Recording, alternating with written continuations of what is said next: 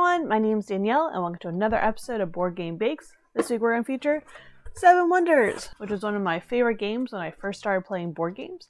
And now there's a new version, Seven Wonder Architects, that also recently came out. In the game, all the wonders are, I guess in real life, all the wonders were in the Middle Eastern region. So I tried to think of a flavor inspired from there. I went with baklava. So we're going to make a baklava inspired rollout cookie. And then we're making one cookie for each of the 7 player boards and decorating it with their individual wonders. Can we do it? Yes, we can. Here we go. Okay, this is a big jump from last week's pot pie, but I think we could do it. To make our baklava inspired sugar cookies, start by toasting a half a cup plus a little extra in the oven. I chose to cook it for 10 minutes at 350 degrees in our air fryer. Let the nuts cool. Pulse them in a food processor until there are only a few chunks left. Don't overdo it, otherwise you'll probably get walnut butter. Measure out a half a cup of crumbs. In a mixer, combine 2 sticks of unsalted butter at room temperature, a quarter cup brown sugar, and a half a cup of granulated sugar until combined. Do not overmix it because you don't want to incorporate extra air, which can make them spread. Meanwhile, add a quarter teaspoon of salt, 3/4 a teaspoon of baking powder, and 1/2 teaspoons of cinnamon to 3 cups of flour and mix until the cinnamon is evenly dispersed. Once smooth, back in your mixer, add in 1 egg and 1 tablespoon of milk. Mix on low speed to combine. Add in a quarter cup of honey and mix again. Slowly add your dry ingredients. Halfway through, stop and add your half a cup of toasted walnuts. Finish adding your dry ingredients. Finally, pour the batter onto the counter. Knead in any bits that may not be fully incorporated. Divide in 2. Give it a good smush. And let it chill in the fridge for at least an hour or 2 wrapped in saran wrap. Or overnight, like me. I got a fun toy for Christmas that lets me make sure all my cookies are actually the same thickness. Go figure. Roll your dough to a 1/4 inch thickness. Instead of doing rectangles, I opted to create stencils that highlight the wonder and had less extra space. But rectangles could work too. Once you have your wonders cut out, let them sit in the freezer for 5 to 10 minutes while your oven preheats to 375 degrees. This will make it so they don't spread as much when you put them in the oven. Put your cookies right from the freezer directly into the oven and bake for 7 to 9 minutes. They are bigger cookies, so make sure the center of the cookie looks set before you remove it from the oven, which may result in the edges being a little more brown. Let your cookies cool completely before decorating. Start the simplest way possible. Outline the whole cookie with thick white royal icing, and then flood with a thin white royal icing. Okay, I think our work here is done. Just kidding. Time to get out my favorite tool, my airbrusher. Have your tiles handy, and use the airbrushers to get the background colors to match the tiles from the game. This way the wonder doesn't just have white or a plain cookie in the background. Create a little stencil to mark off where the resource goes, and little slots so you can have where the cards go under the board. Use colors that correspond with the individual player boards to spray those sections. Don't be like a 7 wonder and disappear. Subscribe to my channel for new videos every Tuesday. Thanks!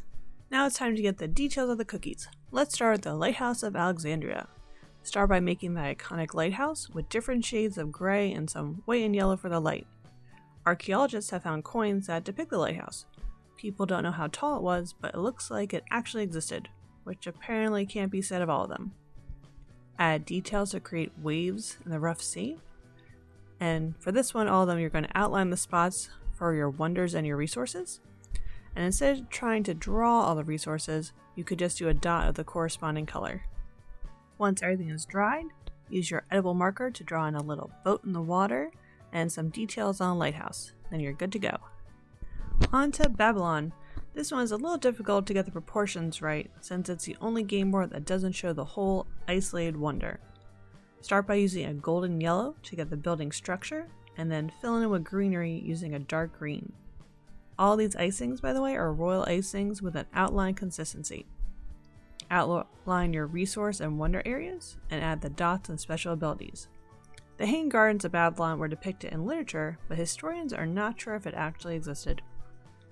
Use edible markers to fill in the gaps and create some depth to all your greenery. Our next wonder is the Temple of Artemis in Ephesus. Similar to Babylon, start with the golden yellow to get the structure. Use gray to add shadows and depth to the pillars. You can also use brown for additional shading.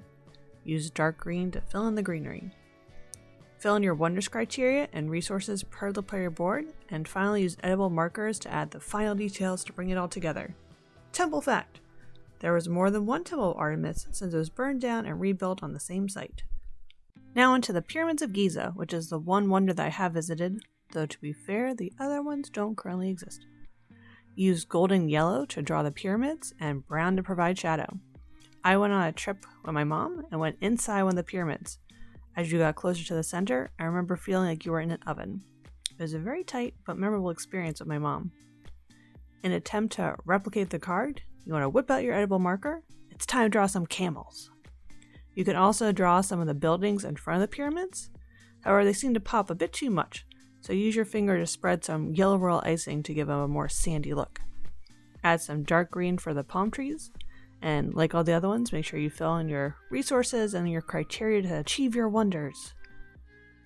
Where to next? Ah yes, the one I fail horribly at pronouncing, the Mausoleum at Halicarnassus. I think I got it right. This one is fun because it's a nighttime scene. Use a brick orange/red to outline the structure, and fill in most of it. Brown can be used to add shadow and the hint of it being a 3D image. Outline your resources and wonder slots, and fill it in so that they match the player board. Use gray and your finger to add a mist effect to the scene, and dark gray to outline the trees. Fun fact! The wonder is made entirely out of marble and is likely about 135 feet high.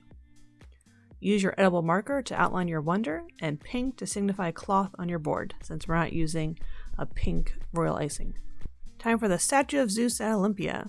This one kind of looks a little sad and white for a little too long. The area for the wonders is white too, so you don't need a spray design on the cookie. Use white royal icing with a hint of brown to outline your statue. Try to make it relatively smooth so it's easier to add the details with edible marker. Use another wonder as reference to outline the spots where your cards go for your wonder on the board. Use brown, green, and gray to add pillars and details for your wonders. This one needs a lot of edible marker work because you're going to draw Zeus and lines on the floor so that the cookie doesn't look too empty. Fun fact, the statue is 40 feet tall and existed in the temple for 8 centuries. Wow. Let's do the Colossus of Rose, which actually it's my least favorite wonder to play with during the game because I tend to not really like to go full military. The Colossus of Rose was made out of bronze and was likely 100 feet tall, so we're going to start with the Colossus. And bronze royal icing. I even added a little shimmer powder for fun. Use the royal icing for the details of the resources as well, the wonders, and the landmass that the Colossus rests on. Use edible markers to add statue details, and try really hard to make it not look too frightening, which hopefully I achieved.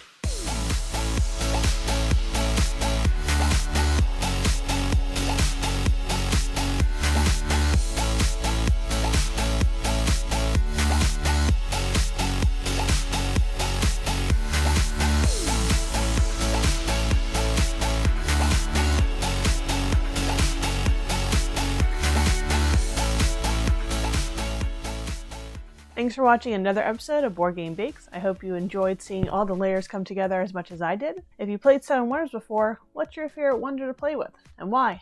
Let me know in the comments below. Keep playing games and keep them sweet. Bye!